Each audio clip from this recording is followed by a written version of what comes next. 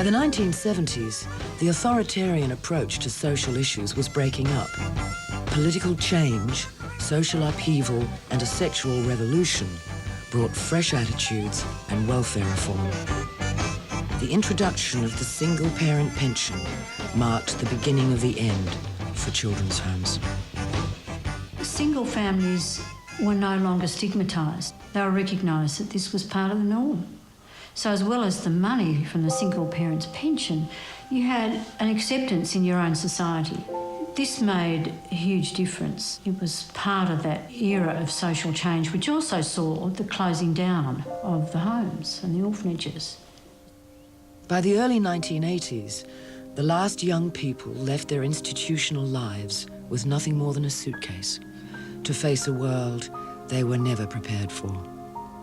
I left St Catherine's when I was 16, and the last words the welfare officer said to me as she left me at that stranger's house were, "Ring the welfare, Leonie, if you get into trouble." And I was left on my lonesome, expected to survive in the world. Hello. Good, how are you?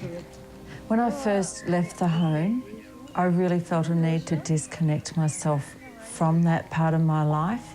I got an old Holden and travelled around Australia and put all of that behind me, and I feel like I was one of the lucky ones. I felt I came through relatively well in comparison to the majority that I felt have come through quite damaged. I don't go out too much, I don't have a lot of friends, I don't have a big social life, so I just simply stay around here. I've had several girlfriends and things, but they've always fallen apart because I've never had the understanding of knowing what these people wanted. It was a childhood with a lack of love. And still to this day, it's an adult and a child with lack of love. I needed help more than I needed to be put into homes. Like today, had they had counselling, I might be on my 4th marriage by now. I didn't have a childhood because I was locked up.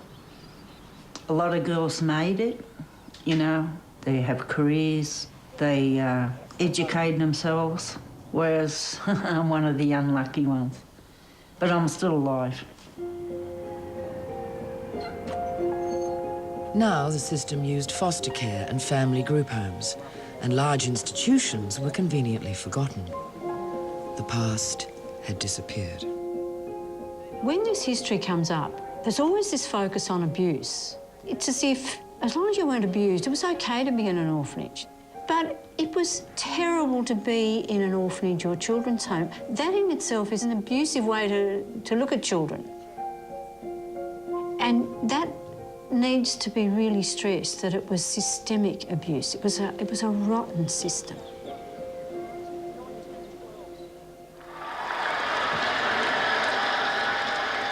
The new Labour government's apology to the Indigenous stolen generations in 2008 was a moment of genuine healing. As a formal gesture, it broke a silence and acknowledged a great wrong. But it also triggered a response from all the forgotten Australians. Surely their apology was now possible. Once the stolen generation had their apology, and we supported that apology, we've got Aboriginal members of Clan.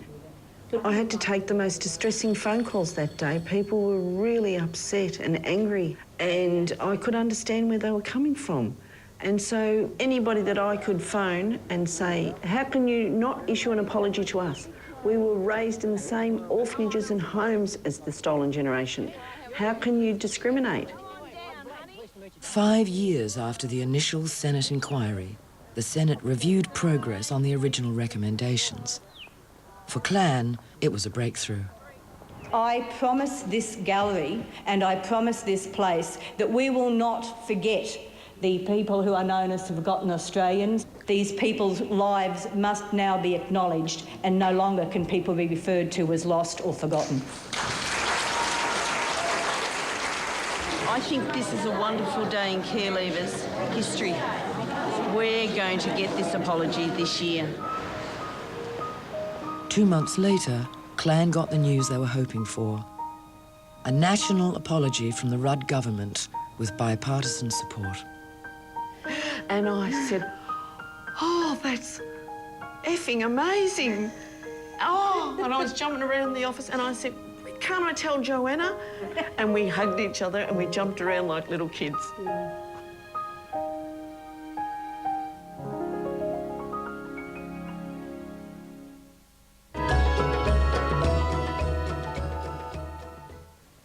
Coming up,